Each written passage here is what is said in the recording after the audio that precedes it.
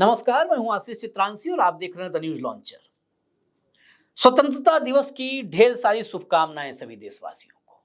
लेकिन ये आजादी ऐसे मिली नहीं है। इस आजादी के पीछे हजारों कुर्बानियां हैं। गेंदालाल दीक्षित एक अध्यापक, जिस अध्यापक के कहने पर चंबल के डकैत आजादी के आंदोलन में कूद पड़े। एक साथ 35 चंबल के डकैत मारे गए थे। क्यों मारे गए थे?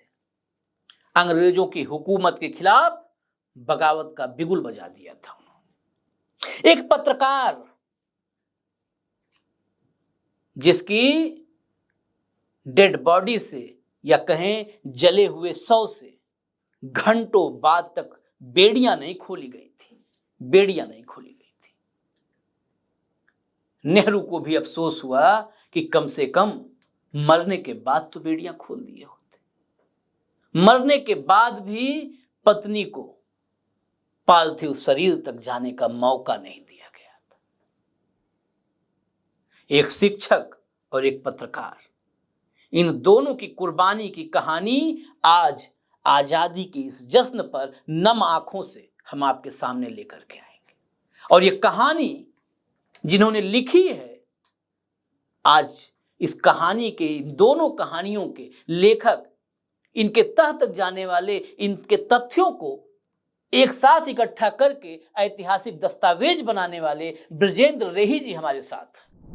स्वागत है रेही जी आपका अपने आज आजादी के इस जश्न के मौके पर। दो ऐसी कहानियां लेकर के आए हैं हम तक। उन कहानियों को आप ही की जुबानी हम चाहते हैं कि हमारे दर्शकों तक जाएं वो कहानियां। पहली कहानी मैं सुनना चाहूंगा गेंदालाल दीक्षित। मतलब जो आपने सारांश बताया वो सारांश ही भावुक करने वाले थे और तभी मुझे लगा ये कहानी पूरी जानी चाहिए। मैं इतिहास का विद्यार्थी रहा हूं, लेकिन गेंदालाल दीक्षित के बारे में मैंने भी नहीं पढ़ा था कि कैसे क्रांतिकारी, जिसे पिता ही बीमार अवस्था में जेल से भागा हुआ बेटा क्रांतिकारी और पिता कहे निकल जाओ, इसी रात में निकल जाओ, सुबह तक भी तुम्हारा मुंह नहीं देखना चाहता हूं। पत्नी मरने के बाद अपना दुपट्टा उसके शव पे डाल दे और अनजान बन जाए। अनजान है कोई, गुमनाम है कोई, हम लोग गाना सुने थे। वही हालात मतलब विजुलाइज करने पर वो तस्वीरें खाली जेहन में जब आती हैं कि कैसा रहा होगा तो आदमी गमगीन हो जाए सुनकर कि गेंदालाल की कहानी क्या है शुरू से अंत तक। वो पूरी कहानी मैं चाहता हूँ आज दर्शकों तक जाए। नमस्कार और सभी दर्शकों को आज़ादी के इस पावन पर्व पर हार्दिक शुभकामनाएं। आपने गेंदालाल दीक्षित के बारे में पूछा, मैं कुछ स्मृति में लेके आना चाहता हूँ कि तब गांधी हिंदुस्तान नहीं आए थे। गांधी के आने से पहले ही इस देश में क्रांति की जो मशाल है वो जल चुकी थी। गांव-गांव में लोग आज़ादी के लिए आंदोलन कर रहे थे। गेंदालाल दीक्षित का जन्म 1888 में 20 नवंबर को हुआ था और वो छोटा सा गांव था बटेसर, जिला मैनपुरी में, हाँ, वहाँ वो पैदा हुए थे। और इनके पिता मई गांव में रहने वाले थे। गांव का मैंने यही नाम, जब ये रिसर्च के लिए हम निकले थे 1986 की बात है, तब वहाँ जा करके हमने जिन लोगों से बातचीत की, जो कुछ पता लगा, तो इतनी मार्मिक कहानी थी कि हम गए थे 3-4 दिन के लिए, पर एक हफ्ता जंगलों में वहाँ पर गांव में घूमते रहे और पता लगा। ये वो कालखंड था जब राम प्रसाद बिस्मिल और इनके सहयोगी भी इसी तरह का आंदोलन कर रहे थे और दीक्षित जी उस ग्रुप के मेंबर भी बने थे। पर बात में पीछे आता हूँ। 1920 में इनका जन्म हुआ। 1888 में इनका जन्म हुआ 20 नवंबर के दिन। और इनके पिता का नाम भोलानाथ और माता का नाम विचित्रा देवी था। और लेकिन माँ का देहांत 3 साल की उम्र में ही हो गया था। जब ये 3 साल के थे तो इनकी ताई ने इनको पाला। जानकी देवी उनका नाम था। तो ये 18 साल की उम्र में ही, मतलब जो 1908 में ही इन्होंने मैट्रिक कर ली थी और मैट्रिक करने के बाद इनकी नौकरी लग गई। ये बहुत ही साधारण सी बात है, आम परिवारों में यही होता है। उस जमाने में पढ़ भी लिया तो बहुत था, लेकिन इनमें आजादी का जज्बा आया कहां से?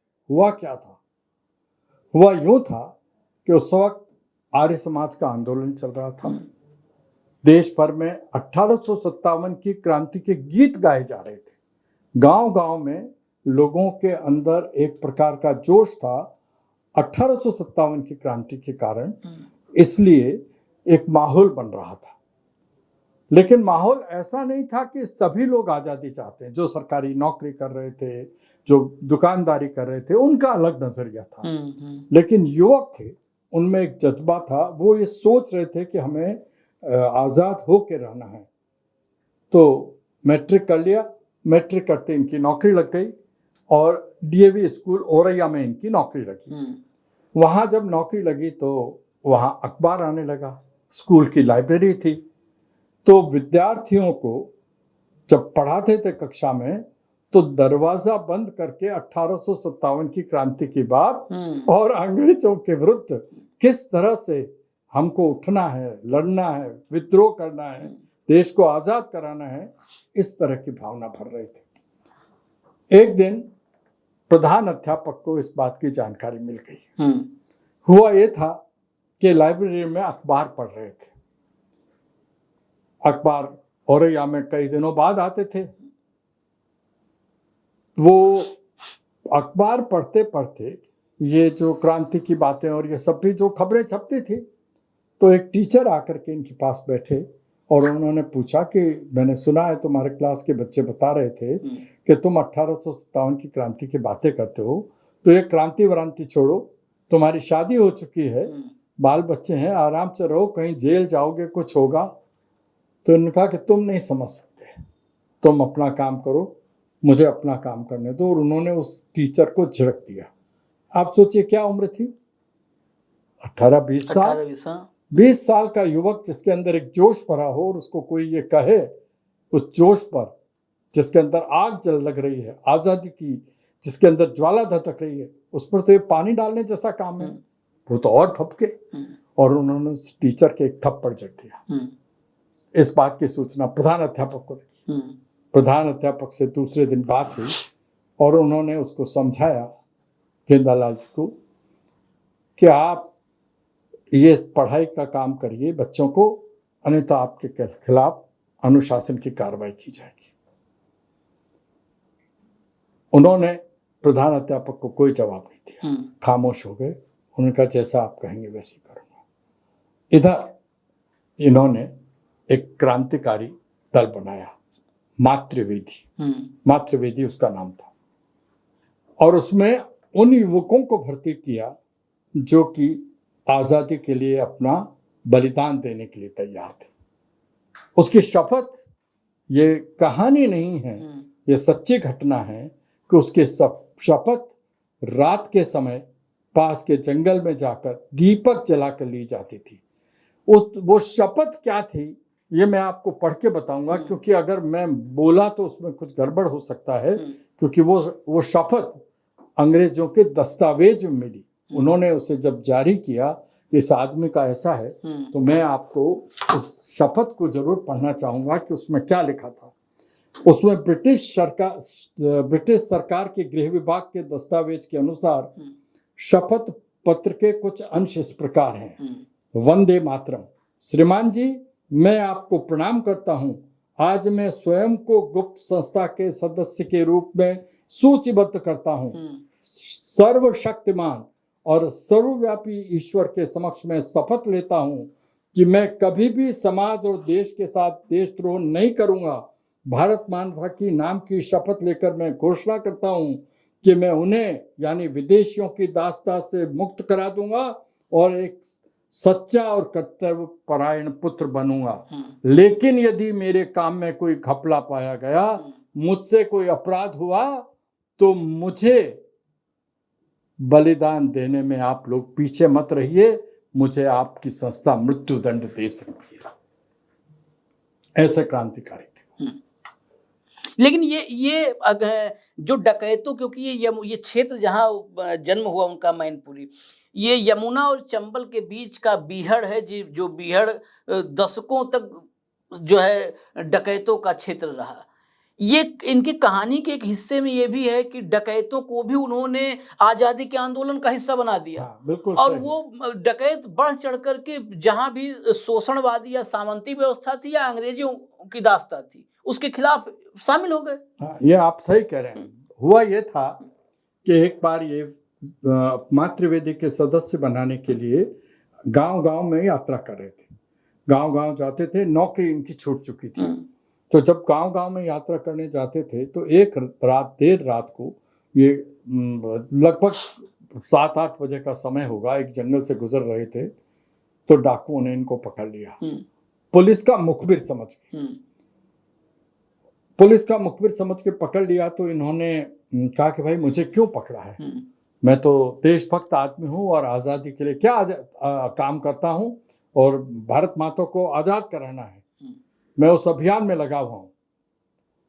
तो उन्होंने कहा कि क्या भारत माता है और क्या देशभक्ति है। तो उनको पकड़ करके वो अपने सरदार के पास ले गए। पहले इनकी बहुत कुटाई हुई, बहुत पिटाई हुई।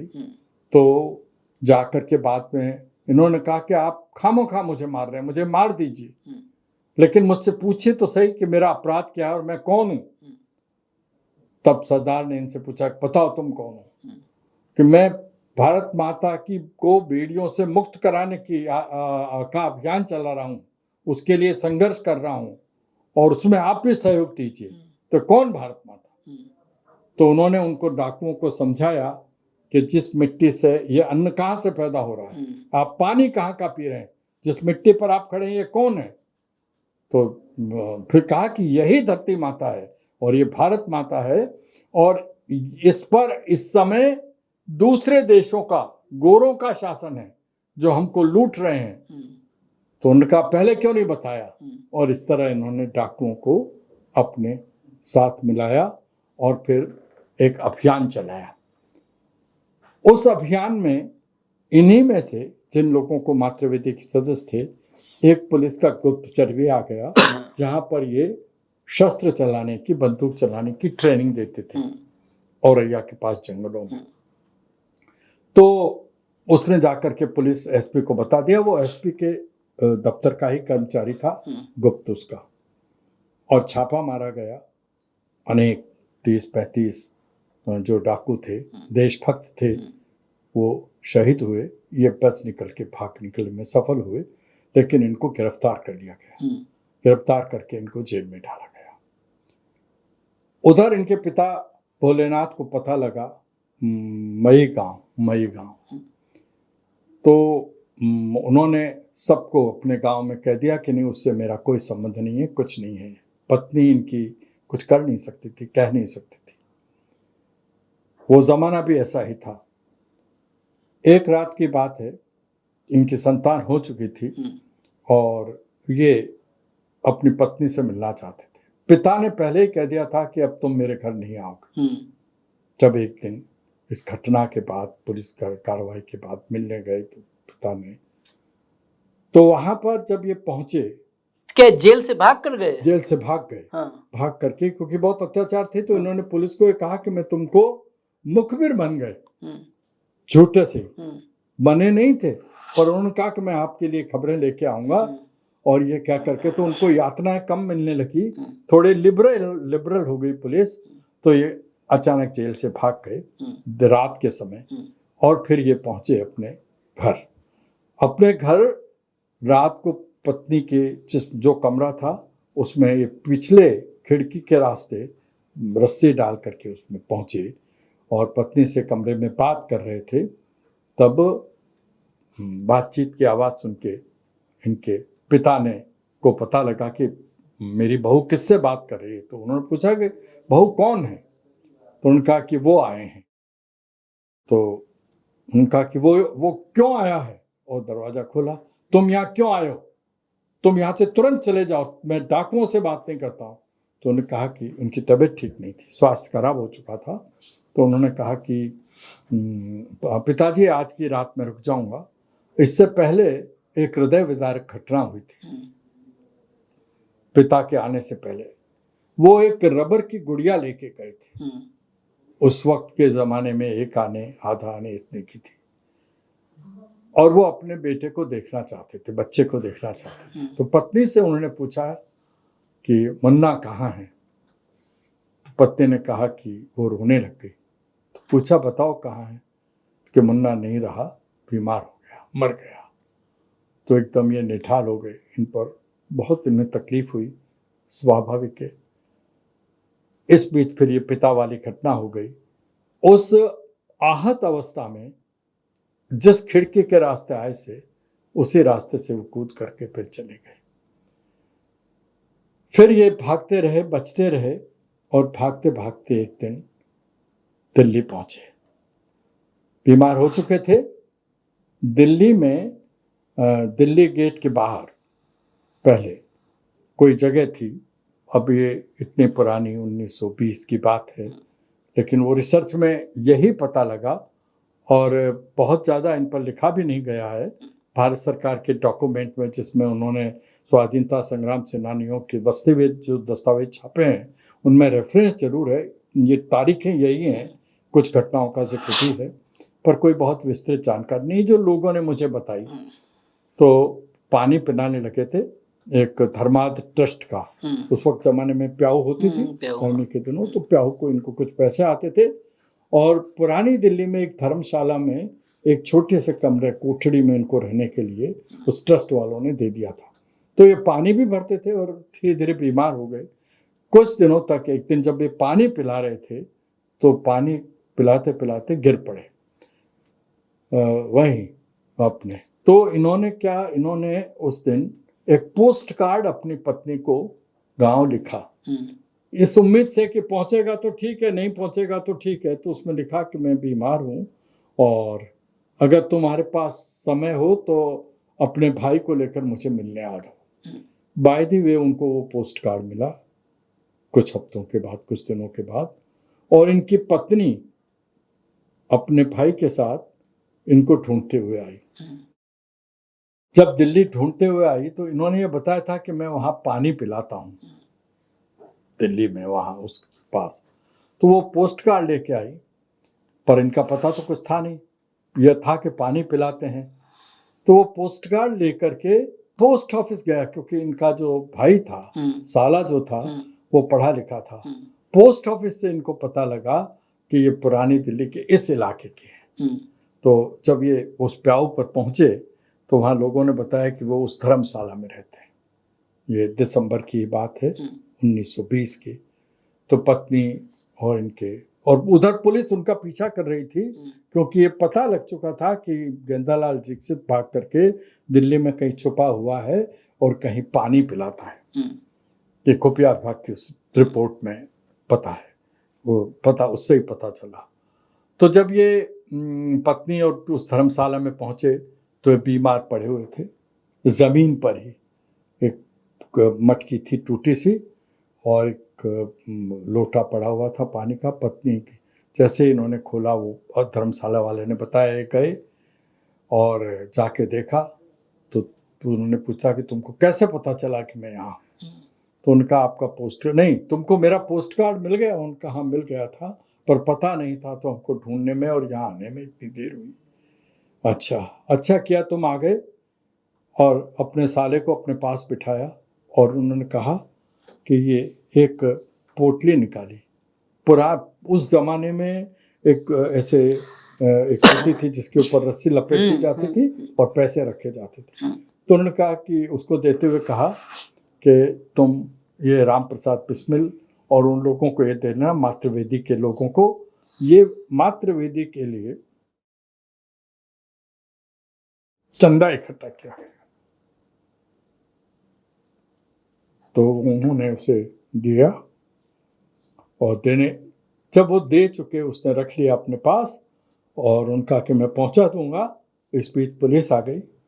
तो पुलिस ने कहा तुम लोग कौन हो, कैसे इकट्ठे हुए। तो जो धर्मशाला वाले थे उन्होंने कहा कि नहीं, ये बीमार है, इसको देखने के लिए आए, ये सब राहगीर है। तो पुलिस ने आकर के पकड़ लिया उनको एक ठेले में ले जाने लगे और ठेले में ले जा करके उनको, तो पत्नी ने उनको उनके इस बीच उनकी डेथ हो गई और उनकी पत्नी ने उनके अपना जो दुपट्टा था वो एक अनजान की तरह उनकी पार्थिव देह पे डाल दिया और पुलिस ठेले में डाल करके वहां से उनको ले गई। इस तरह वो शहीद हो गए। ये मतलब अजीब है कि सामने पत्नी है और ये भी नहीं जता सकती, न अपना गम भी नहीं बता सकती, आंसू भी नहीं बहा सकती। ये हम एक और कहानी, जिस कहानी की चर्चा शुरू में किया वो था, इस पर एक धारावाहिक भी, मेरा एक धारावाहिक था। हाँ, आप पूछ रहे थे वो धारावाहिक पे, हम धारावाहिक के किरदारों पर भी आएंगे, लेकिन कहानी पहले दर्शकों को कहानी बताएंगे। कहानी दरअसल ये कहानी जो संकलित ये कहानियां की रही साहब ने, वो कहानियां एक धारावाहिक के शक्ल में टीवी पर, दूरदर्शन पर, जिस जमाने में कोई और टीवी नहीं था, उस जमाने में दोनों ये कहानियां जो हम आपको बता रहे हैं, इस पर एपिसोड्स आए थे। और उसी दरमियान मतलब उन्हीं जो है कड़ियों को बनाने के लिए सारी कड़ियां रही साहब ने जोड़ी थी, जा कर के मैनपुरी, बटेसर और जो है जैसलमेर की कहानी। जैसलमेर के एक पत्रकार, मतलब उनको हम कह सकते हैं, जैसे हम लोग पत्रकारिता कर रहे हैं, पत्रकार सागरमल गोपा, इनकी कहानी भी बड़ी, ये दोहरी मार झेले, अंग्रेजों का उत्पीड़न और सामंतों का दमन। सामंत यानी जो उस समय तमाम अलग अलग इलाकों में राजशाही थी, राजा थे, सब अंग्रेज और वो भी दोनों मिल करके अत्याचार, उस समय बिल्कुल क्रूरता अपने चरम पर थी। उनके साथ तो मृत्यु के बाद पत्नी को आने तक नहीं दिया गया, उनकी लाश से बेड़ियों को नहीं खोला गया। सागरमल गोपा साहब की कहानी, पहले एक बार हम इस कहानी को भी सुन लें और फिर इस धारावाहिक में कौन किरदार निभाए वो धारावाहिक पर भी चर्चा करेंगे। ये सागरमल गोपा जैसलमेर, जो आपने बताया जैसलमेर, मतलब राजस्थान जो आज का पाकिस्तान है, पाकिस्तान और हिंदुस्तान की सरहद मान सकते हैं आप। नहीं, सरहद ही है, सरहद ही है।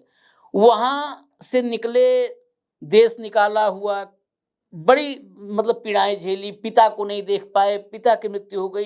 ये सागरमल गोपा की कहानी क्या है? देखिए, सागरमल गोपा यूं तो गांधीवादी थे, पर ऐसे पत्रकार थे जिसे सच्चे अर्थों में पत्रकार कहा जाए।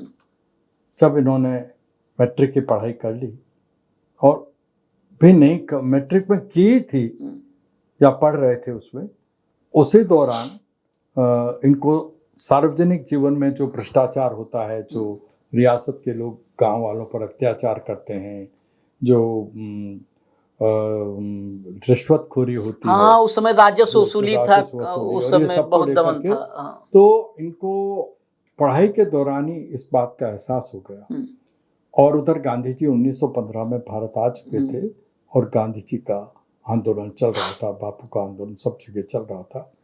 तो ये घटना है 1920 की, लेकिन उससे पहले 1915 में जो मैं आपसे बात कर रहा था, एक सर्वहितकारी वाचनालय जैसलमेर में बनाया गया। उस वाचनालय में बहुत सारे अखबार आते थे। सागरमल गोपा भी वहाँ पढ़ने जाते थे और वाचनालय को बनाने की भूमिका भी उनकी थी। 15-16 साल के युवक मिल करके और लोगों को जागृत करने का काम करते थे कि हमको देश को आज़ाद कराना है, अंग्रेजों को यहाँ से भगाना है और हमें स्वतंत्र होना है। तो ये धीरे धीरे इस तरह युवकों का एक ग्रुप बन गया था। उसके दो कारण थे। एक तो सामाजिक कारण था कि रियासती अत्याचार से लोग त्रस्त थे। महारावल की जैसे कि रियासतों में राजे महाराजाओं का कई इलाकों में ये रहा है कि वो अय्याश हैं, वसूली करते हैं और आनंद करते हैं। उनका जनता से कोई लेना देना नहीं। उनके जो कारकुन काम करने वाले वो जनता से कैसे निपटते हैं इसकी खबर भी राजा को नहीं होती है। तो इन्होंने 20 साल की इनकी उम्र थी और 2 पुस्तकें लिखी, जैसलमेर में गुंडा राज। हम्म, तो जब ये पुस्तक लिखी और इस पुस्तक को इन्होंने जगह जगह वितरित कराई, तब उनकी उम्र 20 साल की थी और जैसलमेर की खबरें ये उस वक्त के स्थानीय अखबारों में दिया करते थे। गांधीवादी होने के कारण इनका नाम दूर दूर तक फैल गया था। इनका जयपुर और दूसरी जगह आना जाना भी था और उस वक्त के गांधीवादी नेताओं से सिद्धराज ठट्टा, जयनारायण व्यास जो बाद में राजस्थान के मुख्यमंत्री बने, इन सब लोगों से भी इनका परिचय था। युवक थे, वो सब भी युवक ही थे, कोई 5 साल कोई 10 साल बड़ा।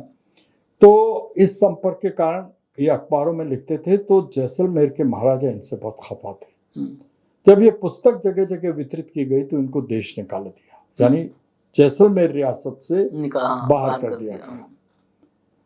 जब इनको, तो ये नागपुर चले गए और नागपुर में एक फोटोग्राफी की दुकान खोल ली उन्होंने और वहां से जैसलमेर के बारे में खबरें लिखने लगे और जैसलमेर की जनता तक किसी न किसी तरह से जैसलमेर के रियासत के अत्याचारों और अंग्रेजों के अत्याचारों की लेकर के ये वहाँ जो वाचनालय थे, जो युवक थे, उनको वो किसी भी तरह से वितरित करते थे।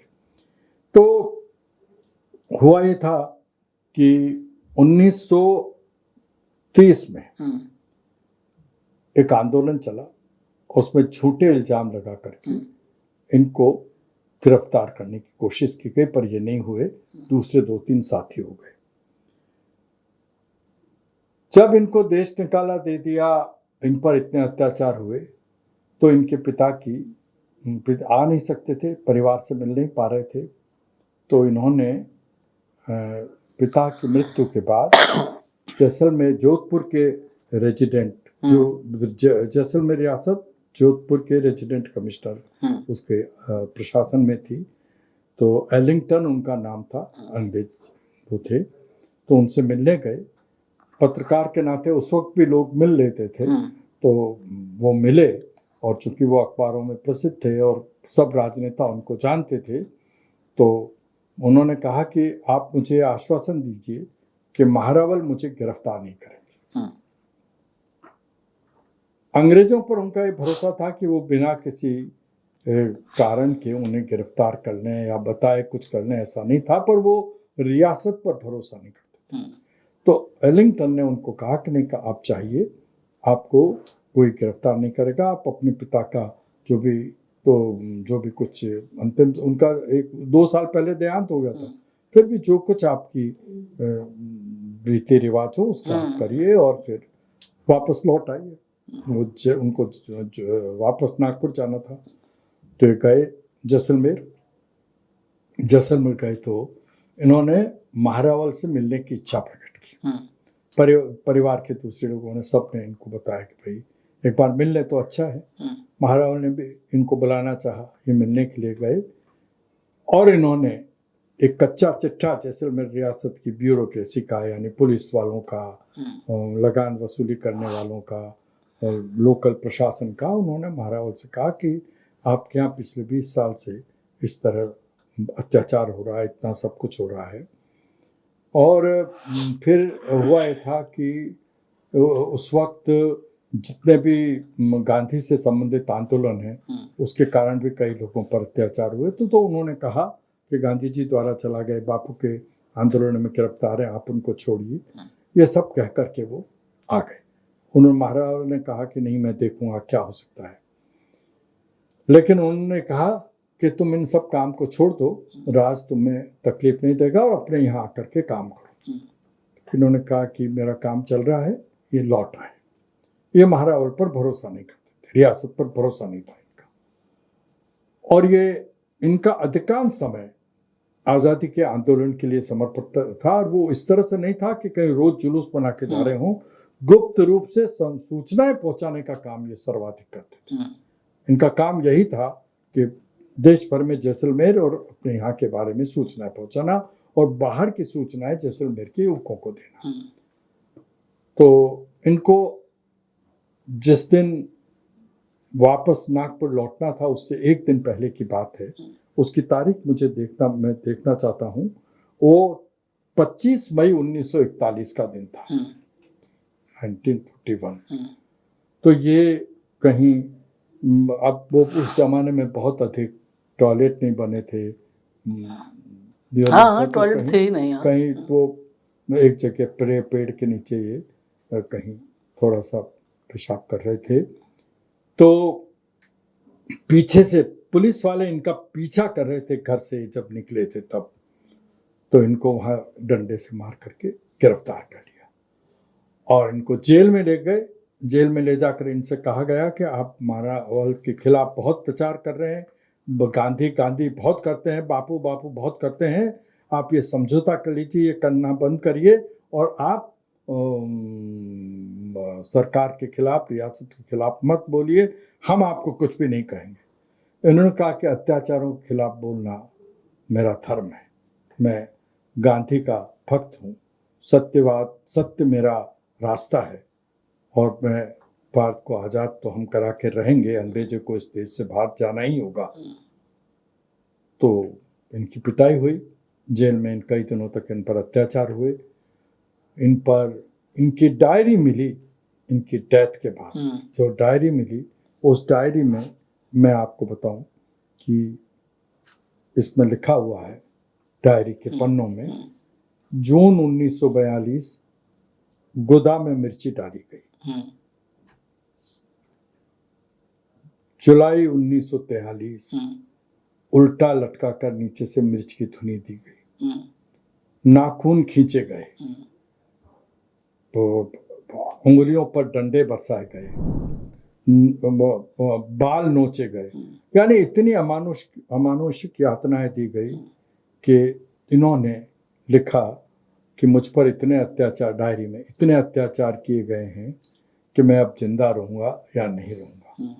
इस स्थिति के बाद, यानी वो तारीख आती है 1920-21, ये 1946 शायद 46, 5 साल इनका इस तरह से, 6 साल, 46 की तारीख आती है। 46 इनके 5 साल 6 साल तक अत्याचार होते रहे, देश भर में इनके लिए आंदोलन हुए, सभी बड़े नेताओं ने, इंक्लूडिंग जवाहरलाल नेहरू ने भी इनके लिए जैसलमेर के महारावल को भी, अंग्रेज उनको भी लिखा, पर कोई सुनवाई नहीं हुई। उस वक्त कौन सुनता कौन था।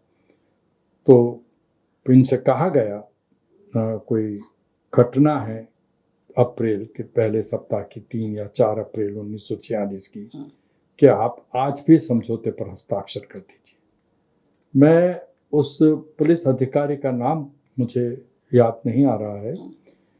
वो पुलिस अधिकारी जब भारत को आज़ादी मिल गई, उसके बाद वो राजस्थान सरकार में अधिकारी के रूप में भी आ गया, गुमान सिंह इनका नाम था।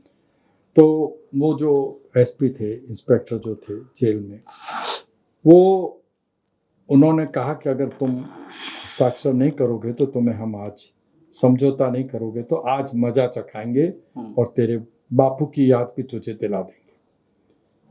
तो इन पर समझौता से इन्होंने मना कर दिया। हथकड़ी लगी हुई थी, बहुत पिटाई की गई, इन पर मिट्टी का तेल छिड़का गया और माचिस लगा दी गई और ये शहीद हो गए। मरने से पहले, जैसे कि सरकारी डॉक्यूमेंट है, इन्होंने वंदे मातरम और भारत माता की जय और गांधी बाबा की जय के नारे लगाए। इनकी चलने के बाद भी इनकी बेड़ियां नहीं खोली गई और पिता से भी इनको, अपनी पत्नी से भी नहीं मिलने दिया गया। पत्रकारिता के क्षेत्र में ये अद्भुत उदाहरण है और हिंदी के विख्यात साहित्यकार सच्चिदानंद वात्स्यायन ने एक पुस्तक में, राजस्थान के एक बड़े लेखक हुए हैं रामचंद्र बोड़ा जी, जो अब नहीं हैं, उन्होंने सागर मलगोपा पर एक बड़ी पुस्तक लिखी है। उसमें अज्ञेश जी ने भूमिका लिखी थी, जिसमें उन्होंने कहा कि आने वाले समय तक, शताब्दियों तक इन्हें याद रखा जाएगा। ये पत्रकारिता के लिए, पत्रकारों के लिए एक सम्मान सूचक नाम। आपने सीरियल, ये 2 किरदारों पर आपने एक धारावाहिक भी बनाया। उस धारावाहिक पे जो है, मुझे लगता है शायद उससे पहले कोई धारावाहिक बना नहीं होगा। नहीं, ये नहीं बना था। असल में धारावाहिक का मैं लेखक और रिसर्चर था। नाटक उसका मैंने स्क्रीन प्ले डायलॉग लिखे थे। उस धारावाहिक को बनाया था रमेश कोहली ने। श्री रमेश कोहली अब नहीं रहे, उन्होंने इस धारावाहिक बनाया था। इसमें उसकी सागरमल गोपा की भूमिका जो निभाई थी वो राजेंद्र गुप्ता जी, अभी जो बहुत प्रसिद्ध एक्टर हैं, उन्होंने की थी। और गेंदालाल दीक्षित की भूमिका की थी मंगल ढिल्लों, जो अब नहीं रहे। और दूसरी उनकी पत्नी की भूमिका, फूलमती की भूमिका सुप्रसिद्ध अभिनेत्री मीता वशिष्ठ ने की थी, निभाई थी। और बहुत ही शानदार भूमिका निभाई थी उन्होंने। दोनों ही कलाकारों, तीनों ही कलाकारों की भूमिका अद्भुत थी। और वो धारावाहिक उस वक्त शुरुआती दौर का धारावाहिक था दूरदर्शन का, तो काफी लोकप्रिय भी हुआ। एकदम उस दौर में ही धारावाहिक से परिचित हुए थे हिंदुस्तान के लोग, भारत के लोग।